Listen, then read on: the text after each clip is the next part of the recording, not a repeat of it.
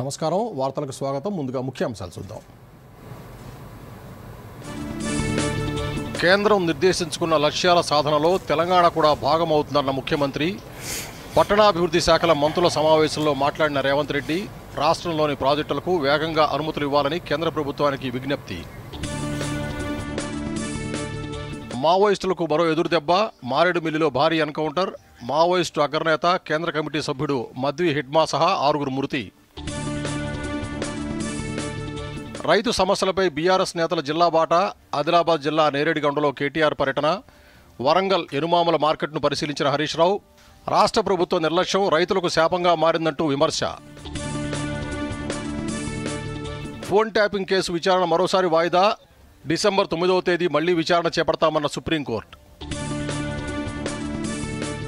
రాష్ట్రపతి భవన్లో జల్ సించాయ్ జన్ భాగీదారీ అవార్డుల ప్రదానోత్సవం తెలంగాణలోని 8 జిల్లాలకు జల సంరక్షణ అవార్డులు రానున్న 2 రోజుల పాటు 5 డిగ్రీల మేర తగ్గనున్న ఉష్ణోగ్రతలు పలు జిల్లాలకు ఎల్లో అలర్ట్ జారీ చేసిన వాతావరణ శాఖ ఉదయం సాయంత్రం వేళల్లో జాగ్రత్తలు తీసుకోవాలని సూచన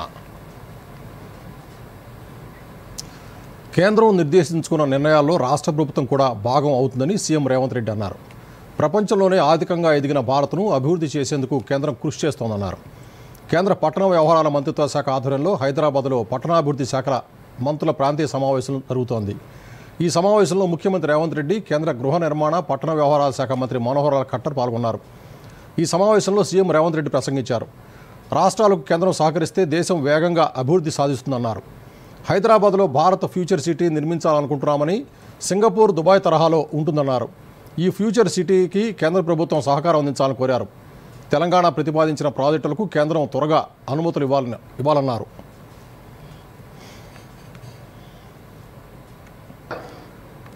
తెలంగాణ రాష్ట్రం కూడా తెలంగాణ రైజింగ్ 2047 ఒక బృహత్ ప్రణాళికను తీసుకొని ఈ దేశంలో ఉండే అన్ని రాష్ట్రాలకు తెలంగాణ రాష్ట్రం ఆదర్శంగా ఉండాలని ఈ దేశంలోనే అభివృద్ధిలో మొదటి రాష్ట్రంగా తెలంగాణ రాలించాలి అని మేము ప్రణాళికలు రచించుకొని ముందుకు వెళ్తున్నాం ఇప్పటి వరకు ఫైనాన్షియల్ డిస్ట్రిక్ట్ నాలెడ్జ్ హబ్ ఇట్లాంటి వాటిని అభివృద్ధి చేసినాం ఇప్పుడు మేము ఒక సిటీనే కట్టాలనుకుంటున్నాం Bharat future city it is going to come around 30,000 acres we wanted to compete with New York, Tokyo, Japan or Singapore or Dubai. We don't want to compete with my neighboring states. They are my friends, they are my well-wishers. So, world is one unit. I wanted to compete with Singapore or Dubai. So for that, I need Government of India support. హైదరాబాద్లో ఆదాయపు పన్ను శాఖ భారీ సోదాలు చేపట్టింది ఒకేసారి 15 చోట్ల అధికారులు తనిఖీలు నిర్వహిస్తున్నారు ప్రముఖ హోటల్ గ్రూపులైన పిస్తా హౌస్ షాగ్ హౌస్ మెహిపిల్ చైర్మన్లు డైరెక్టర్ల నివాసాలు హోటల్ బ్రాంచ్లో సోదాలు జరుగుతున్నాయి ఈ హోటళ్లు ఏటా 100 కోట్ల రూపాయల వ్యాపారం జరుగుతున్నట్టు సమాచారం హైదరాబాద్తో పాటు ఇతర నగరాలు దుబాయ్లో కూడా బ్రాంచ్లు ఉన్నాయి పన్ను ఎగవేత ఆరోపణల నేపథ్యంలో ఈ దాడులు చేపట్టినట్టు తెలుస్తోంది రాజేంద్ర నగర్లోని పిస్తా హౌస్ యజమాని మాజిద్ నివాసం శాలిబండలోని ప్రధాన బ్రాంచ్లో సోదాలు కొనసాగుతున్నాయి ముఖ్యమైన పత్రాలు ఆర్థిక రికార్డులు అధికారులు స్వాధీనం చేసుకుంటున్నారు తెలంగాణలో ఎమ్మెల్యేల ఫిరాయింపు కేసులో విచారణ కొనసాగుతోంది స్పీకర్ గడ్డం ప్రసాద్ కుమార్ తాజా షెడ్యూల్ విడుదల చేశారు రేపు ఎల్లుండి మిగిలిన 4 ఫిరాయింపు ఎమ్మెల్యేల విచారణ జరగనుంది రేపు భద్రాచలం ఎమ్మెల్యే తెల్ల వెంకట్రావు జగిత్యాల ఎమ్మెల్యే సంజయ్ కుమార్ ఎల్లుండి బాన్సువాడ ఎమ్మెల్యే పోచారం శ్రీనివాసరెడ్డి శేర్లింగంపల్లి ఎమ్మెల్యే అరికపూడి గాంధీలు స్పీకర్ ముందు హాజరై న్యాయవాదుల క్రాస్ ఎగ్జామినేషన్ ఎదుర్కొనున్నారు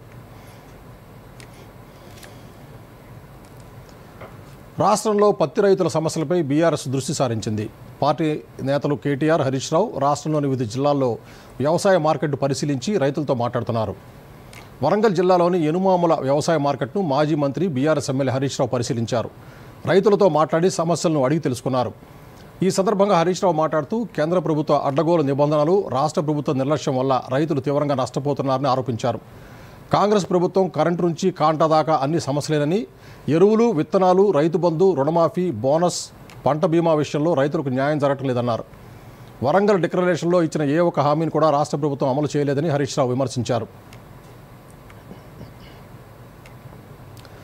ఆదిలాబాద్ జిల్లాలోని నేరేడుగొండ జిన్నింగ్ మిల్లో సోయాబీన్, మొక్కజొన్న పంట కొనుగోలు కేంద్రాలను బీఆర్ఎస్ వర్కింగ్ ప్రెసిడెంట్ కేటీఆర్ పరిశీలించారు. ఈ సందర్భంగా కేటీఆర్ మాట్లాడుతూ రైతులు ఎవరూ అధైర్యపడొద్దని, బీఆర్ఎస్ పార్టీ అండగా ఉంటుందని హామీ ఇచ్చారు. బీఆర్ఎస్ అధికారంలో ఉన్నప్పుడు ప్రతి ధాన్యం గింజను ప్రభుత్వమే కొనుగోలు చేసిందని, కాంగ్రెస్ పాలనలో పండించిన పంటను దళారులకు అమ్ముకోవాల్సి వస్తోందన్నారు. త్వరలో బీఆర్ఎస్ పార్టీ అధికారంలోకి వస్తుందని, రైతుల కష్టాలు తీరే రోజులు తప్పక వస్తాయని కేటీఆర్ పేర్కొన్నారు.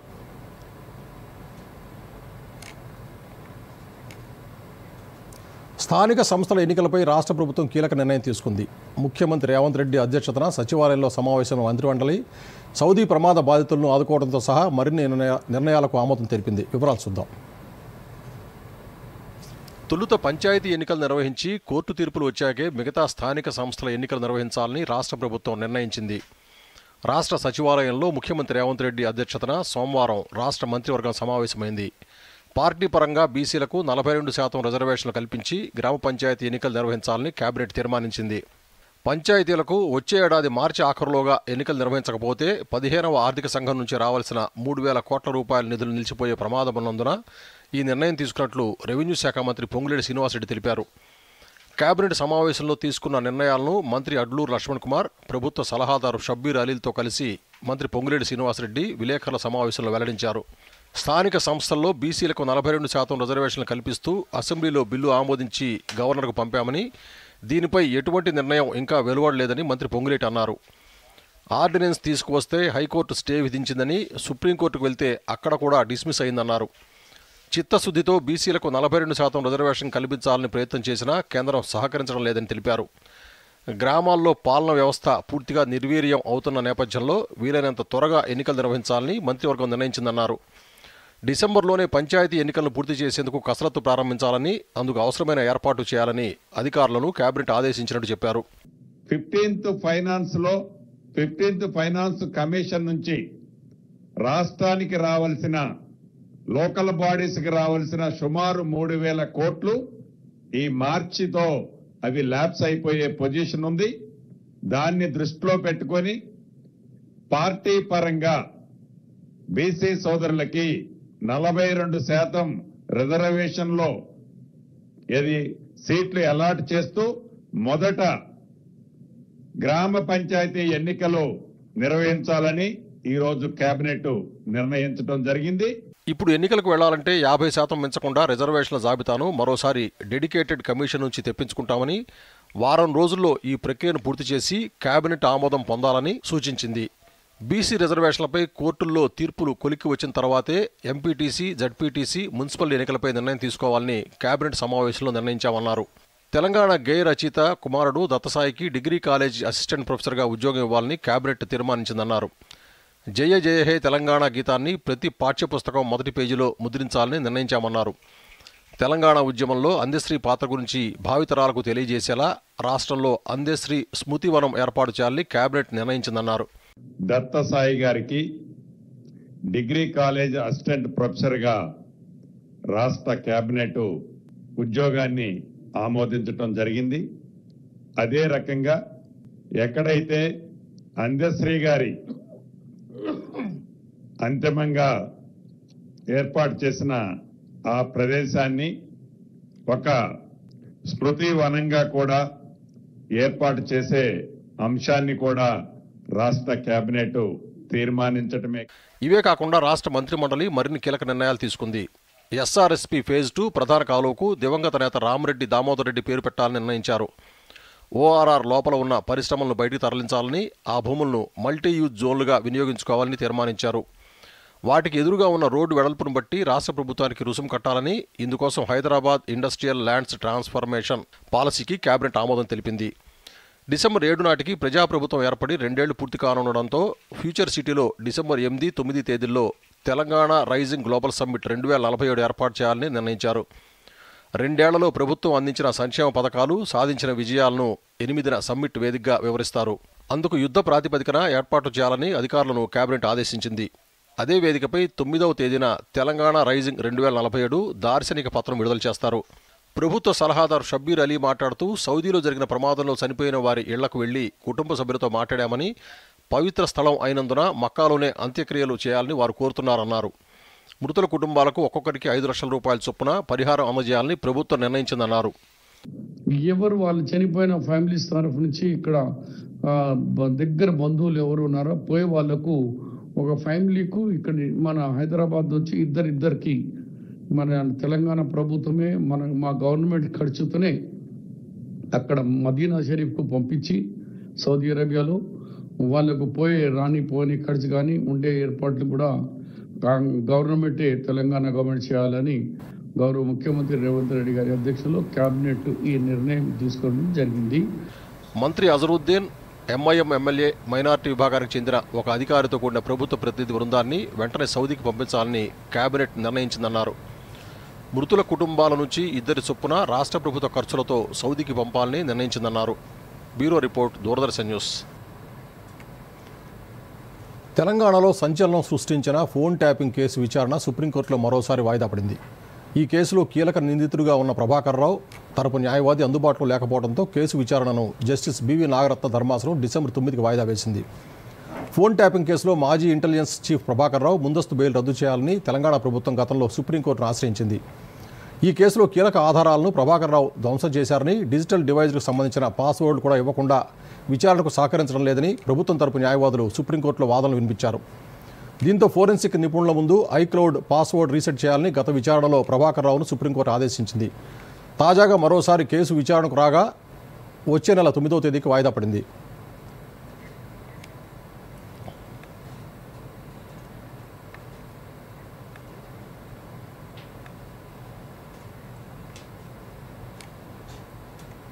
నిజాం రజాకార్ల అరాచక పాలన నుంచి తెలంగాణకు విముక్తి కలిగించిన మహనీయుడు సర్దార్ వల్లభాయ్ పటేల్ అని ఎంపీ ఈటల రాజేందర్ కొనియాడారు. మేడ్చల్ మల్కాజిగిరి జిల్లాలో నిర్వహించిన యూనిటీ మార్చ్ కార్యక్రమానికి ముఖ్య అతిథిగా హాజరయ్యారు. ఆనందబాగ్లోని అంబేద్కర్ విగ్రహానికి పూలమాల వేసి నివాళులర్పించి ర్యాలీలో పాల్గొన్నారు. ఈ సందర్భంగా ఈటల రాజేందర్ మాట్లాడుతూ యువతలో దేశభక్తి పెంపొందించేలా కేంద్ర ప్రభుత్వం ఏక్ భారత్ ఆత్మనిర్భర్ భారత్లో భాగంగా యూనిటీ మార్చ్ నిర్వహించినట్టు తెలిపారు. సర్దార్ వల్లభాయ్ పటేల్ దేశ సమైక్యతకు ప్రతీక అని కొనియాడారు. మహనీయుల ఆశయాలకు అనుగుణంగా యువతరం ముందుకు సాగాలని పిలుపునిచ్చారు.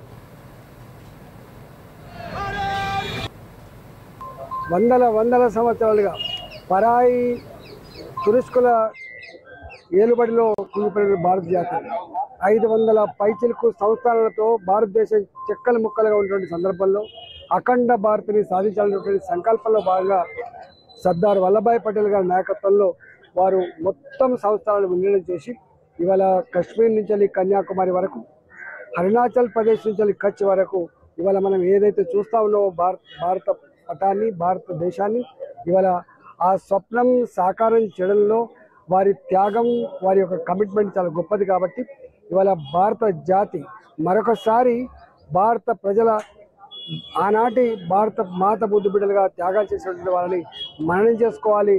ఆ త్యాగాలను గుండెలు పెట్టుకోవాలి, దేశభక్తిని పెంచుకోవాలి, దేశాన్ని ఐక్యంగా నడపడంలో కథం నడవాలని చెప్పి ఇవాళ భారత ప్రధానమంత్రి గారు, కేంద్ర ప్రభుత్వం స్వయంగా అధికారికంగా ప్రకటించి దెబ్బ తగిలింది. మావోయిస్టు అగ్రనేత కేంద్ర కమిటీ సభ్యుడు మద్దు హెడ్మా పోలీసుల ఎదురుకాల్పుల్లో మృతి చెందాడు. ఆంధ్రప్రదేశ్లోని అల్లూరి సీతారామరాజు జిల్లా మారేడుమిల్లి అటవీ ప్రాంతంలో భద్రతా బలగాలు మావోయిస్టుల మధ్య ఇవాళ ఉదయం ఎదురుకాల్పులు జరిగాయి.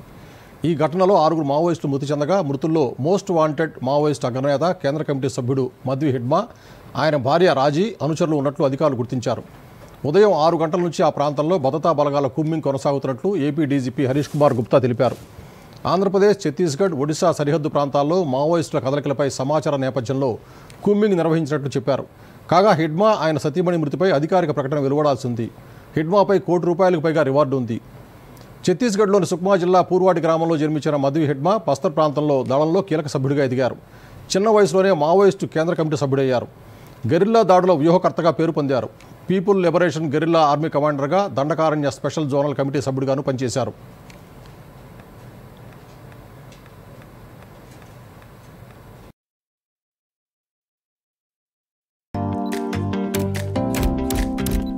Oh, lovely. Well done. ఇప్పుడు ఇక పెద్ద స్టూడియో, కొత్త కెమెరా, కొత్త లైట్స్, పనిలో పని కొత్త కార్ కూడా తీసుకో, అదే లోన్తో. నో, లోన్ ఏ పని కోసం తీసుకున్నావో దానికే వాడుకో. టైంకి ఈఎంఐ చెల్లించండి, క్రెడిట్ స్కోర్ పెంచుకోండి, ఇంకోసారి లోన్ సులభంగా పొందండి. కార్ వద్దంటే కనీసం నా ఫోటోనైనా తీ. మీరెవరు? ఆర్బీఐ అంటోంది, పొదుపు చేసే వనిత సాధిస్తుంది ఘనత.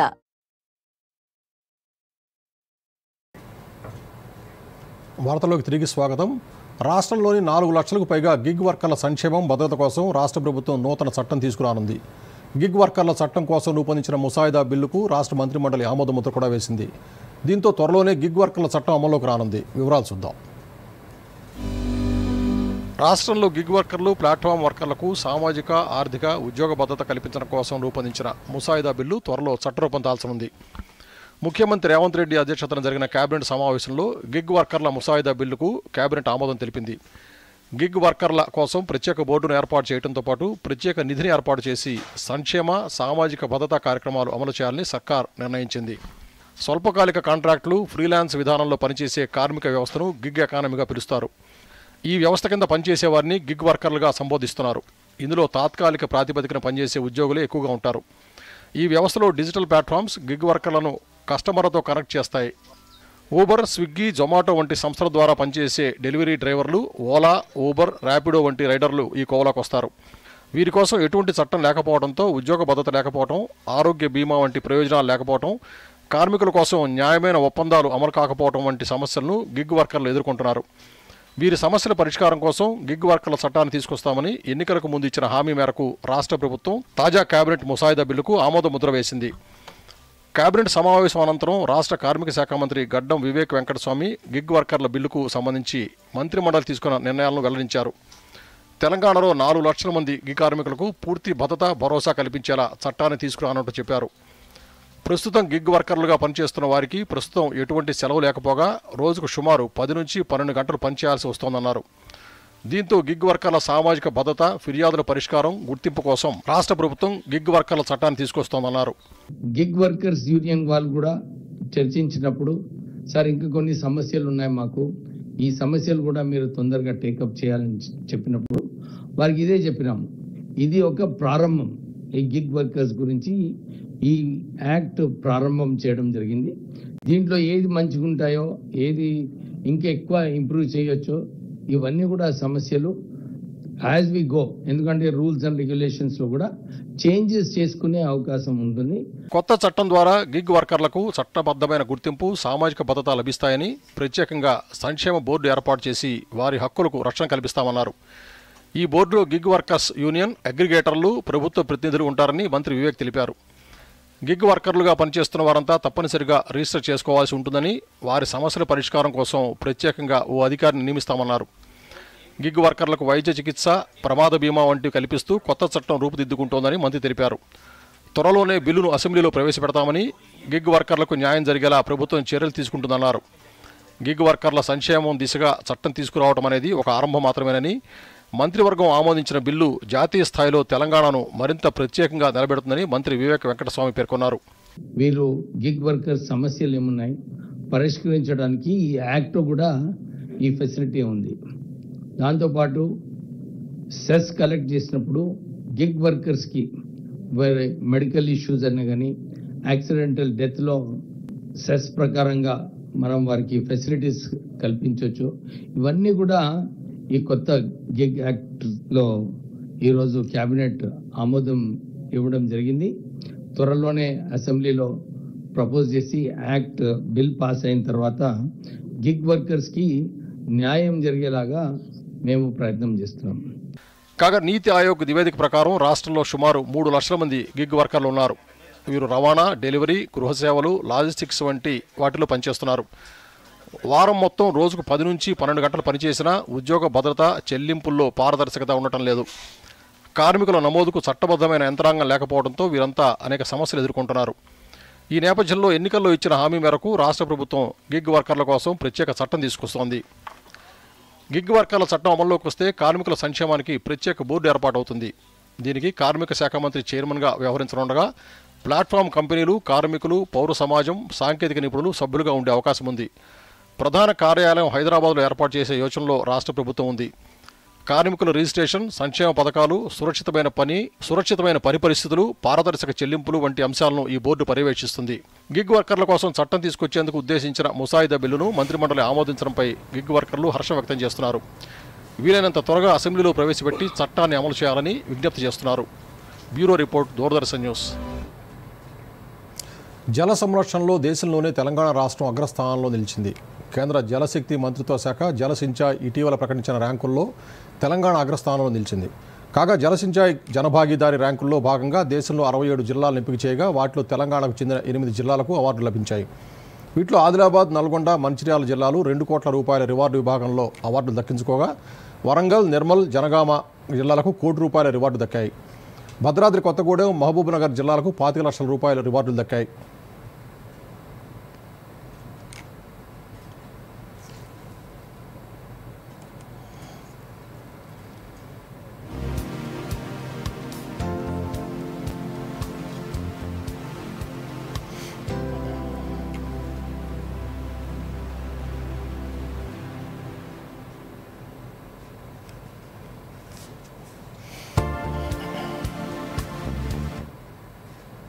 हमारे ग्रामीणों बहन बेटियों उस समय जिस समय और ऊर्जा पानी लाने में वो देते थे, आप खेती या अन्य उपयोगी कार्यों में वो लगा सकती हैं.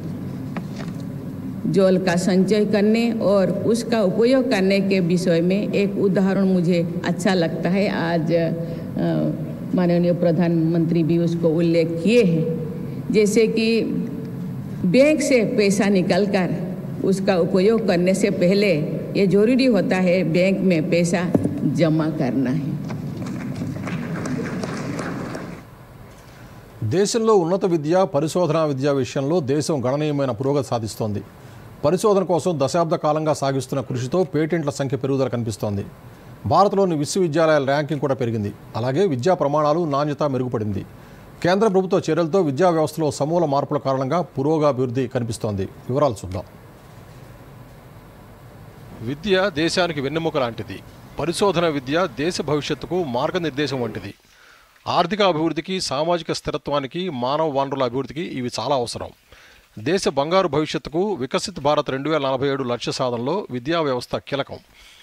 విద్యారంగం పాత్రను గుర్తించి కేంద్ర ప్రభుత్వం సమూల మార్పులు తీసుకొచ్చింది. నూతన జాతీయ విద్యా విధానం ద్వారా విద్యా వ్యవస్థను మరింత మెరుగుపరుస్తోంది. కేంద్ర ప్రభుత్వం తీసుకున్న చర్యల కారణంగా ప్రాథమిక, ఉన్నత విద్యలోనే కాదు పరిశోధనా విద్యలోనూ పురోగతి కనిపిస్తోంది. పరిశోధనా విద్య కొత్త జ్ఞానాన్ని సంపాదించడానికి, వాస్తవాలను కనుగొనడానికి, తెలియని విషయాలను తెలుసుకోవడానికి పనిచేస్తుంది. భారతదేశం పరిశోధనా విద్యారంగంలో గణనీయమైన పురోగతి సాధిస్తోంది. పిహెచ్డి ప్రవేశాలు, పరిశోధనా ప్రచురణలు పెరుగుతున్నాయి. పరిశోధనా విద్యను అందించడానికి కూడా దేశంలో అనేక అవకాశాలను కేంద్ర ప్రభుత్వం కల్పిస్తోంది. ప్రధాని మోదీ 11 ఏళ్ల పాలనలో తీసుకున్న నిర్ణయాల వల్ల పిహెచ్డి ప్రవేశాల్లో ఏకంగా 21% వృద్ధి కనిపిస్తోంది. ఇక పిహెచ్డీల సమర్పణ, అవార్డుల స్వీకరణ 49% పెరిగి 24,481కి ఎగబాకింది. వీటి ఫలితంగా పరిశోధన ప్రచురణలు 3 రెట్లు వేగాన్ని సాధించి పేటెంట్ల సంఖ్య పెరుగుదలలో తోడ్పాటును అందిస్తోంది. 2018-25 మధ్య విశ్వవిద్యాలయాలు, ఇంజనీరింగ్ సంస్థల ప్రచురణ వాల్యూమ్స్ 150%, ఫార్మసీ, మేనేజ్మెంట్లో 300% వృద్ధి చెందాయి. ఈ కాలంలోనే ప్రపంచ పరిశోధనా ప్రచురణలో భారతదేశ వాటా 3.5% నుంచి 5.2%కి దూసుకెళ్లిందని నేషనల్ ఇన్స్టిట్యూషన్ ర్యాంకింగ్ ఫ్రేమ్వర్క్ వెల్లడించింది. దేశంలోని అగ్రశ్రేణి సంస్థల్లో దాదాపు 60% పిహెచ్డి అర్హత కలిగిన అధ్యాపకులు బోధన సాగిస్తున్నారు. తద్వారా పరిశోధన, విద్యా నైపుణ్యం, బోధన నాణ్యతకు ప్రాధాన్యత పెరుగుతోంది. ఇక్కడ దేశంలోని టాప్ 100 ఉన్నత విద్యా సంస్థల్లో పిహెచ్డి అర్హత కలిగిన అధ్యాపకుల సంఖ్య గణనీయంగా పెరుగుతోంది. మేనేజ్మెంట్ సంస్థల్లో 90%కి పైగా, ఇంజనీరింగ్ కళాశాలలో 80%కి పైగా పిహెచ్డి అర్హత కలిగిన వారితో విద్యాబోధన కొనసాగుతోంది. కొన్ని అగ్రశ్రేణి సంస్థల్లోని వివిధ విభాగాల్లో 73%కి పైగా పిహెచ్డి అర్హత కలిగిన అధ్యాపకుల నియామకం కనిపిస్తోంది. దేశంలో ఏటా ఎన్ఐఆర్ఎఫ్ ర్యాంకింగ్స్లో దరఖాస్తు చేసుకునే విద్యా సంస్థల సంఖ్య పెరుగుతూ ఉండటం విశ్వవిద్యాలయం, ఉన్నత విద్యా సంస్థల బోధన నాణ్యత, వాటి సామర్థ్యానికి నిదర్శనం. ఎన్ఐఆర్ఎఫ్ ర్యాంకింగ్స్లో దరఖాస్తు చేసుకునే విద్యా సంస్థల సంఖ్య 2016లో 2426 కాగా 2025 నాటికి 217% పెరిగి 7,692కు చేరింది. ఇక కళాశాలల విభాగంలో 401% అంటే 803 నుంచి 4,030 వరకు సంస్థలు ర్యాంకుల కోసం పోటీపడే పరిస్థితి వచ్చింది. ర్యాంకింగ్స్ విషయంలో IISc Bengaluru, JNU, IIT Madras వంటి ప్రభుత్వ సంస్థల ఆధిపత్యాన్ని కొనసాగిస్తున్నాయి. విద్యా సంస్థలో నాణ్యతా ప్రమాణాలకు సంబంధించి ఎన్ఐఆర్ఎఫ్ ర్యాంకులతో పాటు క్యూఎస్ వరల్డ్ యూనివర్సిటీ ర్యాంకింగ్స్లో భారత్ 54 సంస్థలతో 4వ అత్యధిక ప్రాతినిధ్యం కలిగిన దేశంగా అవతరించింది. మొత్తంగా దేశంలో ప్రధాని మోదీ 11 ఏళ్ల పాలనలో విద్యారంగం ప్రమాణాలు నాణ్యత మెరుగుపడింది. Bureau report, Doordarshan news. అమెరికాకు తొలిసారిగా భారత్ విమాన ఇంధనాన్ని ఎగుమతి చేసింది. అమెరికాలోని అగ్రగామి సంస్థ చెవ్రాన్ రిఫైనరీలో కార్యకలాపాలకు అంతరాయం కలగడంతో రిఫైనరీలో రోజుకు 2,85,000 టన్నుల ఇంధన ఉత్పత్తి ఆగిపోయింది. దీంతో మన దేశ అగ్రగామి సంస్థ రిలయన్స్ ఇండస్ట్రీస్ రిఫైనరీ నుంచి 60,000 మెట్రిక్ టన్నుల విమాన ఇంధనాన్ని ప్రత్యేక ఓడ ద్వారా పంపారు. డిసెంబర్ ప్రారంభంలో ఈ ఓడ లాస్ ఏంజల్స్కు చేరే అవకాశం ఉంది. చెవ్రాన్ ప్లాంట్లో మరమ్మతులు పూర్తయ్యే వరకు విమాన ఇంధన లభ్యత పరంగా ఈ ఎగుమతుల ప్రక్రియ కొనసాగనుంది.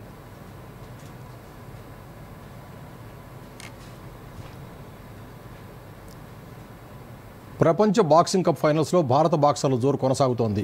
మరో 5 బాక్సర్లు సెమీస్ చేరి పథకం ఖాయం చేశారు. 70 కేజీల్లో హితేష్ 3-2తో సెవాన్ ఒకజవా జపాన్కు షాక్ ఇచ్చాడు. సుమిత్ 5-0తో కొరియాను చెందిన హయాన్ను ఓడించగా జాదుమణి సింగ్ అంతే తేడాతో కజకిస్తాన్కు చెందిన నుర్జాత్ను చిత్తు చేశాడు. తెలంగాణ రాష్ట్రంలో రోజురోజుకు చలిగాలు తీవ్రత పెరుగుతోంది. దీపావళి తర్వాత ఉష్ణోగ్రత తగ్గి మొదలైన చలి తీవ్రత నవంబర్లోనే సింగిల్ డిజిట్కి చేరింది. సాధారణంగా ఈ స్థాయిలో చలి తీవ్రత ఎప్పుడూ డిసెంబర్లో ఉంటుంది. కానీ ఈసారి నవంబర్ మొదటి వారం నుంచే ఉదయం 9 గంటల వరకు బయటకు వెళ్లలేని పరిస్థితి నెలకొంది. ఈ నేపథ్యంలో హైదరాబాద్ వాతావరణ శాఖ కీలక ప్రకటన చేసింది. రాబోయే 2 రోజుల పాటు తెలంగాణ రాష్ట్రంలో పొడి వాతావరణం ఉంటుందని పేర్కొంది.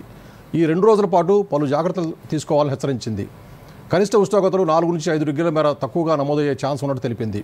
ఆదిలాబాద్, నిర్మల్, సంగారెడ్డి, మెదక్, కామారెడ్డి, ఆసిఫాబాద్ లాంటి జిల్లాల్లో చలిగాలులు వీస్తాయని కూడా పేర్కొంది. ఈ మేరకు ఆయా జిల్లాలకు ఎల్లో అలర్ట్ జారీ చేసింది. మరోసారి ముఖ్యాంశాలతో వార్తలు ముగిద్దాం. నమస్కారం. కేంద్రం నిర్దేశించుకున్న లక్ష్యాల సాధనలో తెలంగాణ కూడా భాగమవుతుందన్న ముఖ్యమంత్రి, పట్టణాభివృద్ధి శాఖల మంత్రుల సమావేశంలో మాట్లాడిన రేవంత్ రెడ్డి రాష్ట్రంలోని ప్రాజెక్టులకు వేగంగా అనుమతులు ఇవ్వాలని కేంద్ర ప్రభుత్వానికి విజ్ఞప్తి. మావోయిస్టులకు మరో ఎదురుదెబ్బ, మారేడుమిల్లిలో భారీ ఎన్కౌంటర్, మావోయిస్టు అగ్రనేత కేంద్ర కమిటీ సభ్యుడు మద్వి హిడ్మా సహా 6 మృతి.